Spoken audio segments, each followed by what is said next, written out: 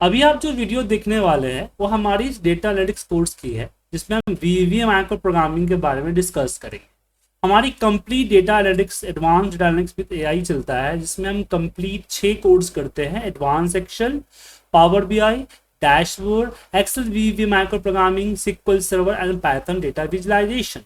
तो अभी जो आप देखने वाले हैं वो वीवीएम माइक्रो प्रोग्रामिंग का बैच देखने वाले हैं। अगर आप चाहते हैं कि कंप्लीट डेटा एनालिटिक्स का कोर्स करें तो आप हमारी आगामी आने वाली बैच जो कि 9 जून से सुबह 7 से 8 चलेगी। इसकी ड्यूरेशन 6 महीने की होगी। लाइव ऑनलाइन क्लासेस होगा। इसका डेमो क्लासेस कल सुबह 7 बजे है, उसको ज्वाइन कर सकते हैं। तो फटाफट इस नंबर पे कॉल करें और अपना डेमो क्लास बुक करें। और साथ में इस वीडियो को अच्छा लगा तो लाइक कीजिए, चैनल को सब्सक्राइब कीजिए। चलिए शुरू करते हैं टॉपिक को। तो बेसिकली आज की जो हमारी वीवीएम माइक्रो प्रोग्रामिंग के अंदर में मैं एक सीट प्रोजेक्ट के बारे में बात करूं। मैं चाहता हूं कि मेरे पास एक डेटा शीट है जहां पे मैं मेरा ऑटोमेटिक आईडी जनरेट हो, उसके बाद डेट आए, उसके बाद यहां पे टाइम, नेम, सिटी और यहाँ पे अमाउंट। ठीक है, ये चीजें कहां से आए? तो फॉर्म सीट के ऊपर मैं चाहता हूं एक फॉर्म बना।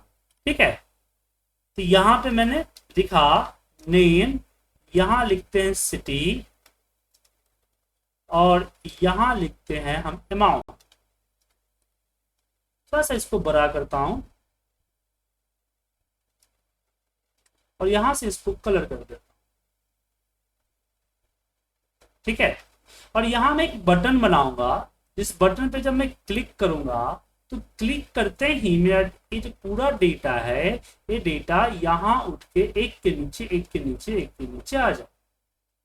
तो महेश जी, आपको समझ में आया कि हमें करना क्या है? क्योंकि जब भी हम प्रोग्रामिंग करते हैं सबसे पहला हमारा काम होता है अपनी प्रॉब्लम्स को समझना।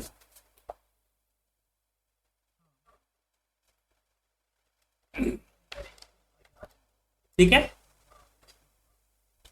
तो चलिए इसके लिए हम डेवलपर में आते हैं, विजुअल बेसिक पे जाते हैं, इंसर्ट करते हैं मॉड्यूल और यहाँ पे एक माइक्रो बनाते हैं सब और सब और यहाँ पे मान लीजिए मैंने दिया send, bracket open and close, enter press कर दिया।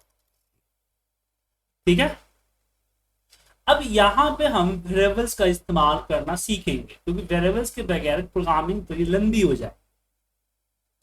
तो वेरिएबल्स में हमने यहाँ पे बोला कि dim w as a work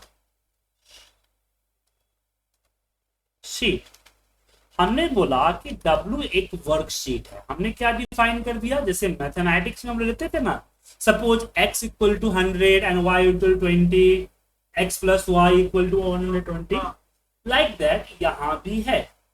ठीक है, तो हमने बोला कि dim w as a worksheet. अब यहां पे w इक्वल टू हमने क्या किया? हमने बोला शीट्स और शीट्स के अंदर ब्रैकेट के अंदर इन्वर्टेड कोमा में जो डेटा शीट है उसका हमने दे दिया। मतलब कि एक तो डिफाइन हुआ कि वर्कशीट है, तो कौन सा वर्कशीट है?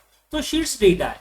मतलब कि जहां भी मुझे अब शीट्स डेटा शीट जो दिख रहा है ए लिखना पड़े, इसके जगह पे हम w को लिखेंगे। किसको लिखेंगे?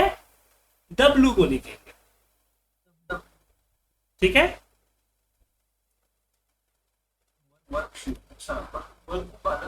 हाँ वर्कशीट होगी। अब यहाँ पे मुझे क्या चाहिए? मुझे आईडी बनाना है कि हमेशा 1 2 3 4 ऐसे सीक्वेंस नंबर मुझे पता चलता है। तो कैसे पता चलेगा? तो एक फॉर्मूला होता है मैक्स का। क्या होता है? मैक्स। अगर मैं कॉलम ए का मैक्स फॉर्मूला निकालूं तो इस कॉलम में डली गई हर नंबर की मैक्सिमम नंबर मुझे पता चल जाएगी। क्या?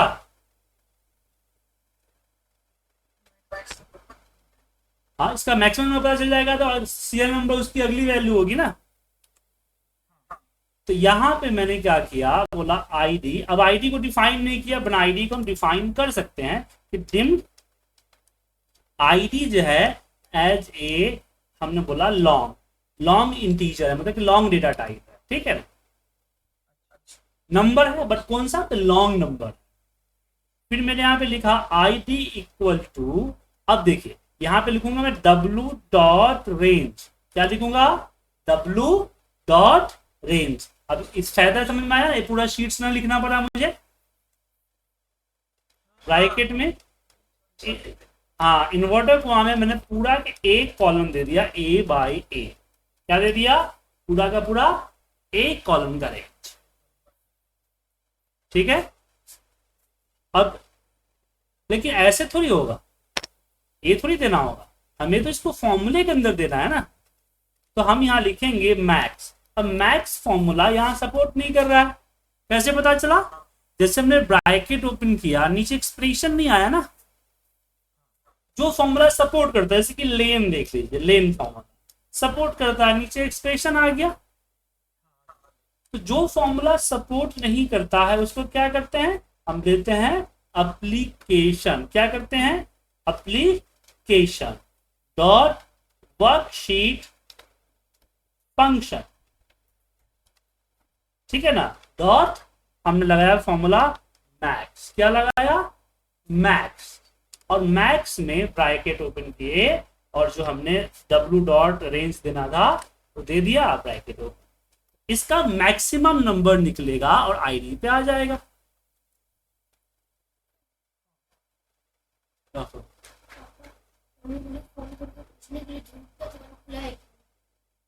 ठीक है, अब प्रॉब्लम आता है कि डेटा शीट में मुझे यहां पहुंचना है, कहां पहुंचना है, यहां सबसे लास्ट की नेक्स्ट वैल्यू। अब यहां पे फिलहाल तो ब्लैंक है बट यहां डेटा भी हो सकता है, तो मुझे लास्ट की ब्लैंक पहुंचना है। तो क्या लिखेंगे, यहां लिखेंगे, यहां पे एक और वेरिएबल लेते हैं यहां पे कि dim R as a range. जैसे W वर्कशीट है, ऐसे हमने क्या ले लिया, रेंज ले लिया। अब ध्यान रखिएगा, ये जो सीट किया ने गलत किया, यहां पे सेट करना हो, आईडी पे नहीं होगा, क्योंकि आईडी हमारा डेटा टाइप है और ये हमारा object type. Object data type मतलब इसमें नंबर्स टेक्स्ट ऐसे स्टोर होते हैं, जैसे कि नाम हो गया, 1 2 3 4 5 हो गया, ये सारे डेटा कहलाते हैं। ऐसे जैसे कि वर्कशीट, वर्कबुक, रेंज, ये ऑब्जेक्ट कहलाते हैं। तो ऑब्जेक्ट जब भी डिफाइन होगा तो उसको हम डायरेक्ट अप्लाई नहीं करेंगे, उसके आगे हम सेट लगाएंगे। ठीक है, क्लियर है। अब यहां पे मैंने लिखा कि सेट आर इक्वल टू, हमने बोला W सीट के अंदर जाइए रेंज, और रेंज में हमने क्या लिया, इन्वर्टेड कॉमा में A 65,000 डॉट, हमने किया एंड हमने बोला एक्सेलेस ऑफ, और यहां पे डॉट ऑफसेट 1,0। ठीक है, ठीक, अच्छा ऑफसेट में ब्रैकेट ओपन नहीं है। ठीक है, तो क्या हुआ कि ए पहले गया A 65,000 पे, यहां से कंट्रोल के साथ ये क्या किया, अप किया, और यहां से ऑफसेट ने क्या किया, एक रो नीचे ला। अब हमने सिंपल सा बोला कि R dot value is equal to, हमने बोला ID प्लस 1। तो क्या होगा,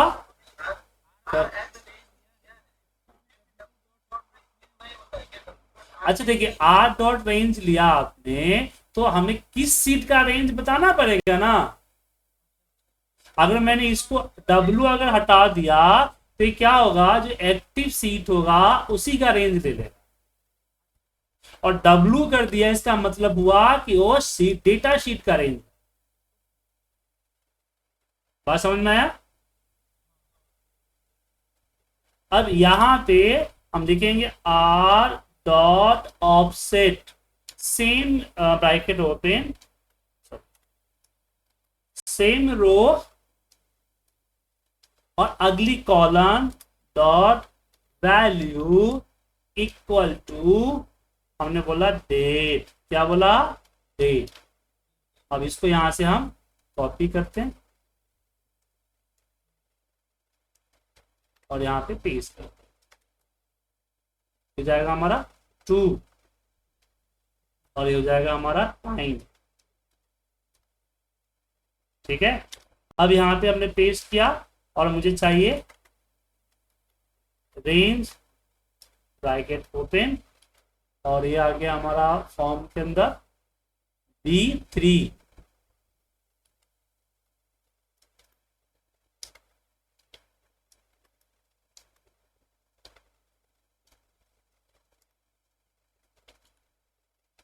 ठीक है, अब बोले सर इस रेंज का आगे आपने सीट का रेफरेंस ना लगाया, क्योंकि मेरा जो माइक्रो है रन कब होगा, जब मैं बटन पे क्लिक करूंगा ना। 3 हो गया, और बटन पे जब भी क्लिक करूंगा तो मेरा डेटा शीट का यही होगा, एक्टिव ही होगा ना, इसका आगे सीट रेफरेंस रहने की जरूरत नहीं।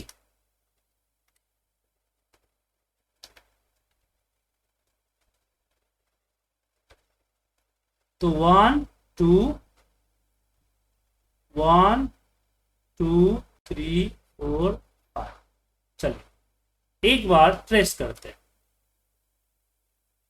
यहाँ पे पूजा, सिटी में पुणे, अमाउंट 5।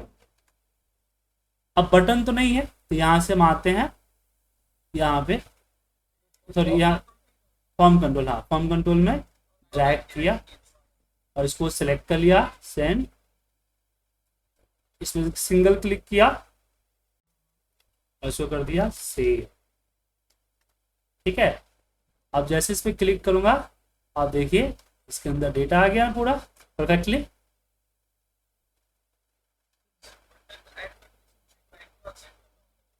बटन ऐड करते ही आपसे पूछेगा असाइन मैक्रो, जैसे देखिए जैसे आप असाइन कीजिएगा ना पूछ देगा, सेलेक्ट करके ओके कर, आपको कुछ नहीं करना। यहाँ पे कभी नहीं पूछा, गलती हो गई तो राइट क्लिक करके यहीं पे दिखेगा असाइन मैक्रो। यहाँ पे कोई पिक्चर वगैरह है आपके, हाँ अगर मान लो कोई पिक्चर वगैरह सेव वगैरह, जैसे मान लीजिए कोई स्टाइलिश आपको बटन पिक्चर वगैरह ले आए, या भी देखिए मैंने बना दिया इस तरह का, इस पे चाहिए तो राइट क्लिक करके असाइन मैक्रो और माइक्रो साइन। अब यहाँ पे दो चीजें करनी, ये जो दिख रहा है ना ये पूरे इसको क्लियर करना, तो इसके लिए नीचे क्या लिखेंगे, लिखेंगे रेंज ब्रैकेट ओपन, यहाँ पे बी होगा ना, B3 comma B6 comma B9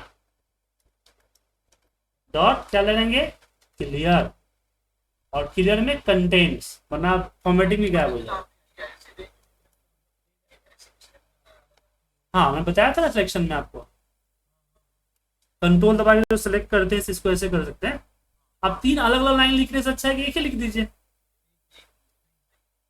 ठीक है ना। अब यहां पे कर दीजिए MSG बॉक्स और यहां पे लिख दिया डेटा सेव, डेटा क्या हो गया, सेव। अब देखिए, अब यहां पे डेटा सेव क्लीन हो गया और ये देखिए दूसरा नंबर आ गया। तो यहाँ पे जो भी ऐसे ओम लिख दिया मैंने, सिटी में नोएडा, यहाँ पे अमाउंट, सेव कीजिए, डेटा सेव आ गया यहाँ पे। अच्छा देखिए ये हमने एक तो शॉर्टकट करके बनाया, अगर इसी माइक्रो को अगर मैं विदाउट डेटा टाइप्स के बनाता, ये डेटा टाइप जो है नहीं यूज करता, तो कोड कितना लंबा होता। अब दोनों के ये बताने के पीछे पर्पस सही है, बता देता। ये जहां एक मिनट, जहां जहां हमारा ये W है वहां पूरा शीट्स लिखना पड़ता, यहाँ भी ये देखिए रेंज जो है, रेंज की जरूरत नहीं पड़ती, यहाँ पे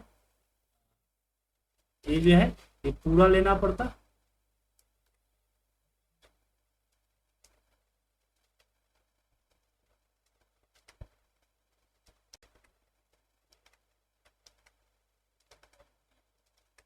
समझे? और देखो, समझे? तो हमने ये हटा दीजिए इसको, ये भी आपका वर्क करेगा। बट इसमें दिक्कत क्या हुआ कि इतना लंबा इस लाइन को बार बार, इसका आगे वर्कबुक होगा तो वर्कबुक पे लिखना पड़ जाएगा। तो डेटा टाइप क्या करता है, हमें कोड को सहूलियत करता है। जैसे यहाँ पे हमने क्या किया, एक यहाँ पे हमने वर्कशीट डिफाइन किया, वर्कशीट के ऊपर डाल दिया, तो अब मुझे यहाँ पे वर्कशीट, यहाँ पे वर्कशीट, यहाँ पे वर्कशीट डालने की जरूरत नहीं पड़ी। ठीक है ना? फिर हमने रेंज डिफाइन कर लिया और आर के ऊपर मैंने ऑफसेट देकर रेंज दे दिया। सिर्फ मैं यहाँ पे आर ऑफसेट ऑफसेट ऑफसेट किया, इतना लंबा लाइन मुझे लिखना ना पड़ा। ठीक है?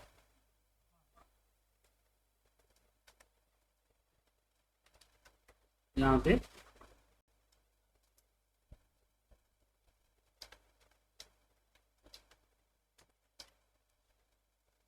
क्लियर है सर?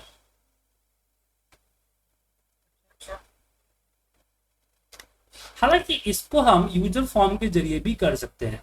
यहाँ इंसर्ट दिख रहा है आपको, यूजर फॉर्म, इसके जरिए भी हम बना के यूज कर सकते हैं, लेकिन ये हम तब सिखाएंगे जब इसको सीख जाएंगे।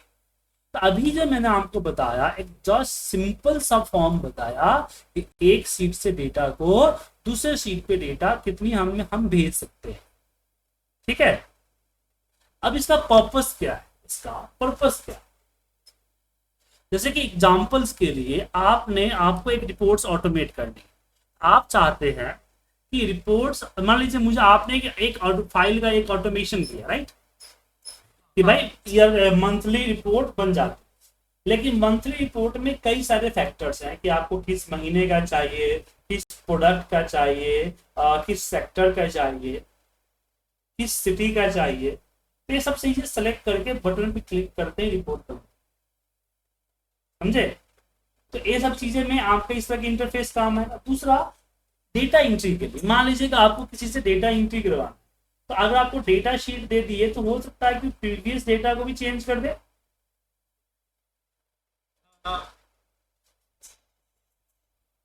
दूसरी चीज जो जो वैलिडेट है, जैसे कि डुप्लीकेट एंटिटी ना हो, अमाउंट डालना ही पड़े, अमाउंट 500 से 1000 के बीच में हो, सिटी ए ना हो, सिटी ओ ना हो, जैसे कंडीशंस है वो लगा सकते हैं ना। अगर इसको दे दिए तो अपने हिसाब से जो टाइप करना टाइप कर देगा ना सर। दूसरी चीज ये देखिए, डेट एंड टाइम ऑटोमेटिक आता है, तो इसकी डेटा एंट्री में 3 ही करना पड़ा, मैनुअल एंट्री में काफी एंट्री करना पड़ेगा। जैसे मान लीजिए कि आपके पास एक डेटा एंट्री है जिसमें 20 कॉलम एंट्री करनी पड़ती है, लेकिन उसमें से 14 कॉलम ऐसे है कि खुद ब खुद कैलकुलेट हो गया, किसी और डेटा से आ सकता है, तो 20 एंट्री क्या करवाएंगे, 6 एंट्री होगा, 14 अपने आप आ जाएगा। जैसे यहाँ पे देखिए 6 है हमारे पास, तो 3 ही एंट्री कर रहा हूं, 3 ऑटोमेटिक आ रहा है। ठीक है सर? चलिए, तो इसको आप अपने हिसाब से अच्छे से कीजिए, इसका कोड मैं भेज देता हूं, अपने हिसाब से ढंग से इसको कीजिए। ये जब हो जाएगा ना, इसमें इंप्लीमेंट क्या करना है, एडिशन क्या करना है। अभी क्या है कि मेरे पास एक ही फाइल है, एक ही फाइल के एक ही सीट में यहाँ पे हमारा फॉर्म है और इस पे हमारा डेटा है। क्या? तो आप एक काम कीजिए, जब ये आपका प्रोजेक्ट आपका सक्सेसफुली हो जाए रन, तो आप क्या करें कि इसको रिमूव करें एक नई फाइल में। मतलब कि डेटा शीट आपका फॉर्म कहीं और पड़ा है और डेटा शीट कहीं और पड़ा है, अब वहां पे डेटा एंट्री करेगा। मतलब कि जब मैं फॉर्म पे डबल क्लिक करूं, यहाँ पे सेव पे क्लिक करूं, तो मेरा डेटा इस डेटा शीट में नहीं, बल्कि D drive, E drive, F drive के किसी एक पर्टिकुलर डेटा फाइल को ओपन करके उसके अंदर डाल। ठीक है?